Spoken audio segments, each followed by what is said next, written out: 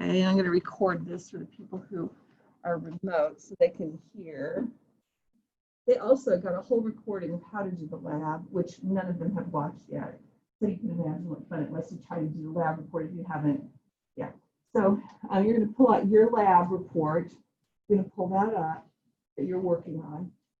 You're going to, wherever it is, you're going to move it immediately into your Math Biology folder, please. Move it immediately to your Math Biology folder. So do that. When I check in a little bit, if I don't see your work there, I can't grade and I can't read it. So move it to your App Biology folder. So everyone's done that and know how to do that. Can't, make sure we get that done in the next few minutes. And we want to look at that document that you're working on side by side with this plain evidence reason document. And then we're going to also look at the example I gave you of the plant lab. So you might want to pull that out too. You have a paper copy of a plant lab. It says,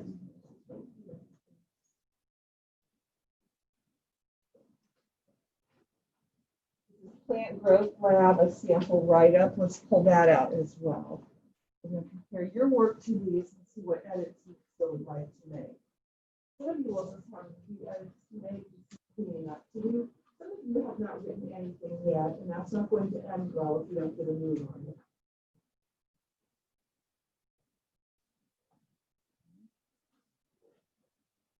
Had a 4-day weekend.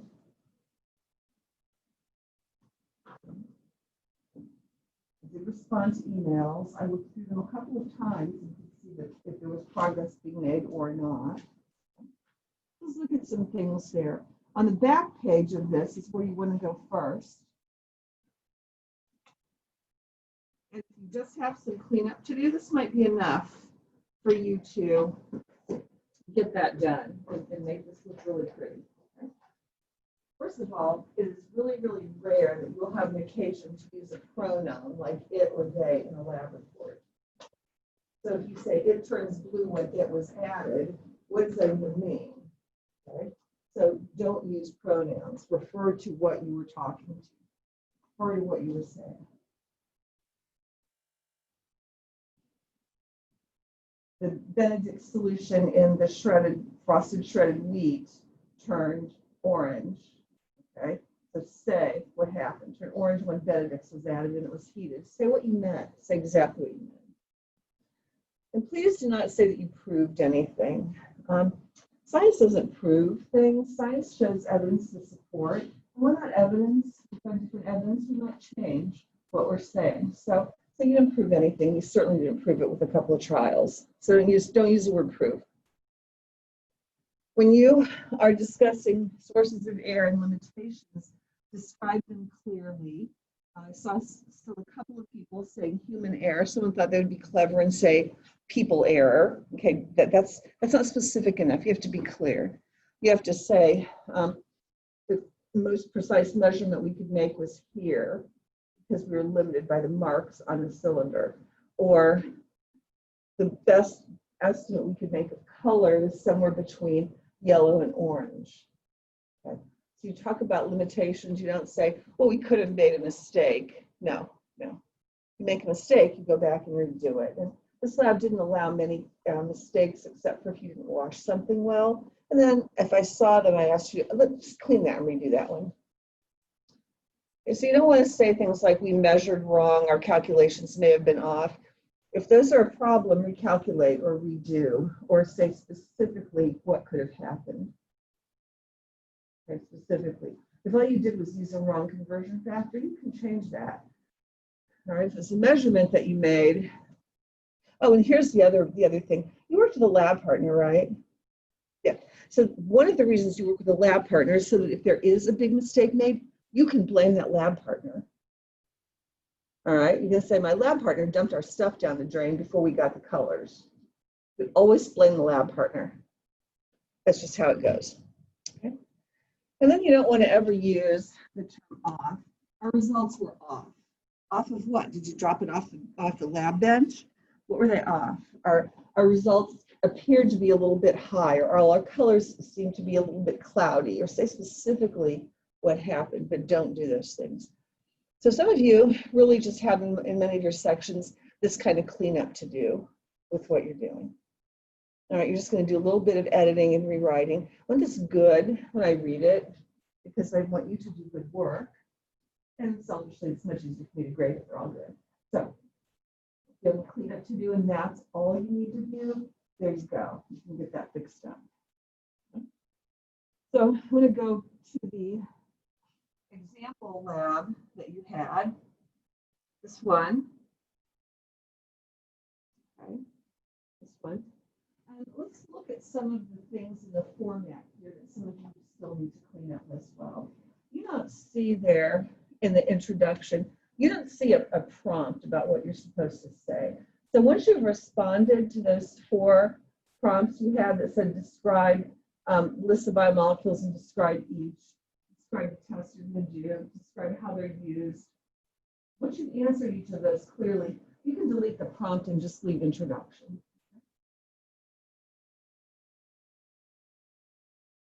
Materials. You're going to list specifically everything that you used as you were working. If you're a little vague on that, you can read back through your procedure because everything is in there and you can remember what you did, and some of the stuff is still on your table.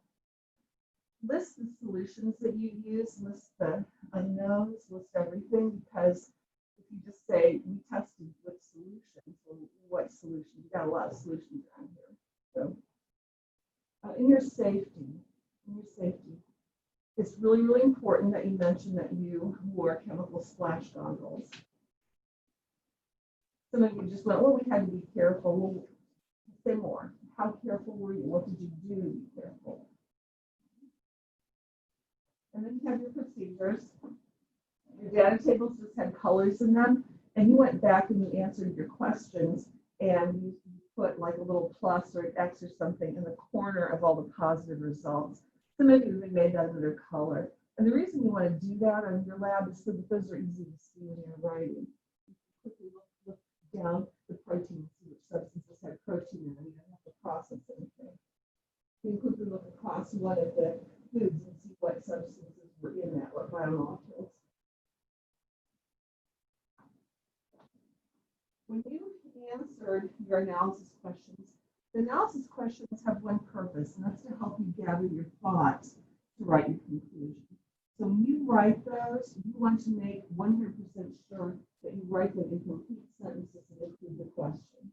So some of you just went black. Some of you said it turned black.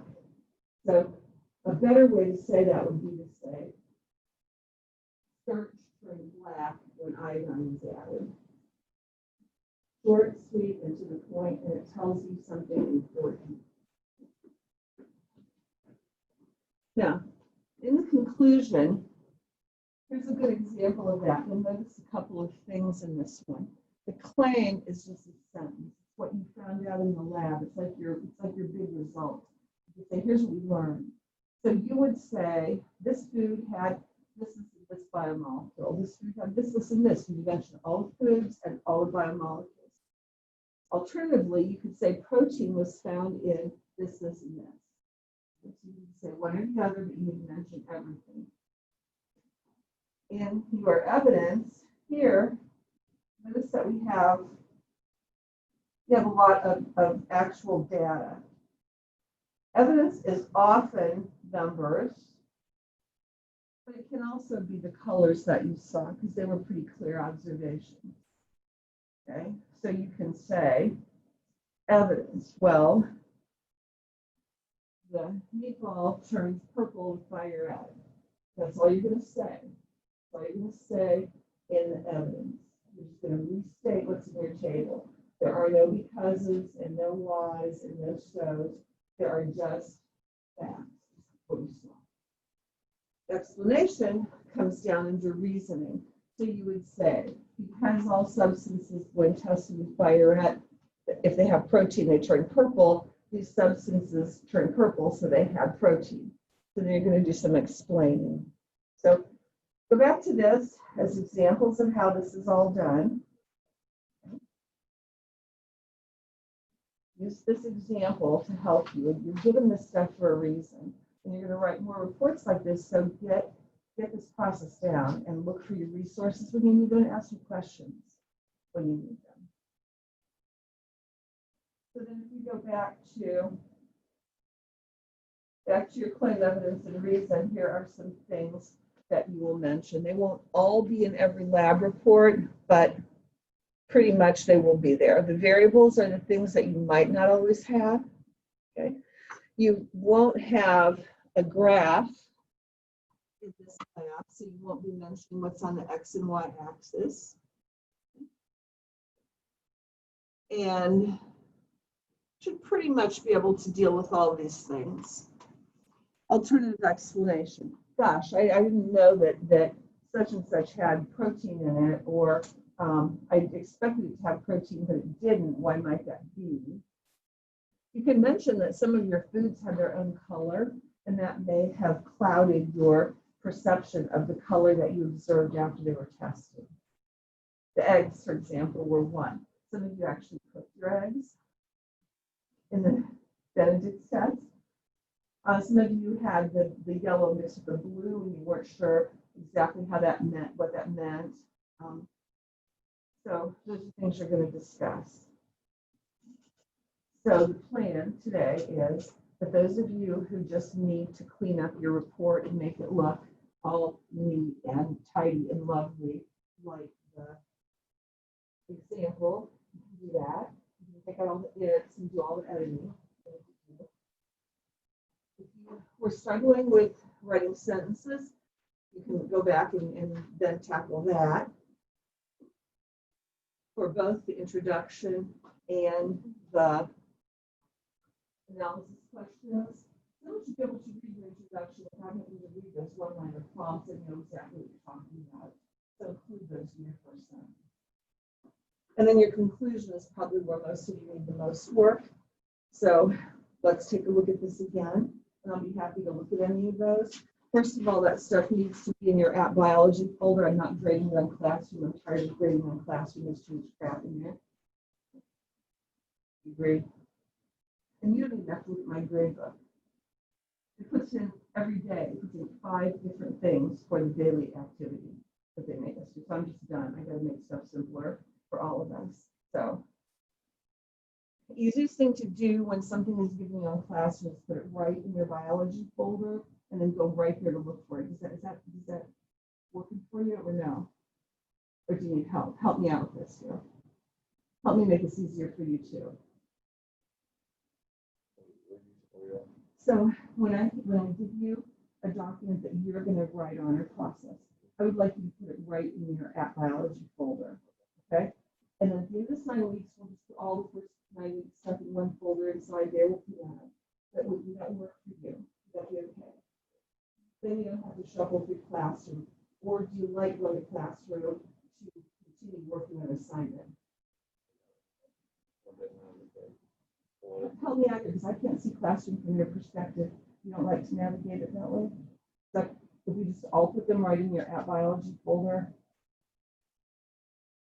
Okay, if you have a question about anything with that, ask me now and I'll help you sort through and figure that out. I just want to make it simple for you to find your things and simple for me. So you go to Classroom and see what the assignment is. Okay, you just want some time to get to work on this. Okay, do that and I will answer your questions. I'll help you out and look at stuff. Whatever you need to have done, we will do.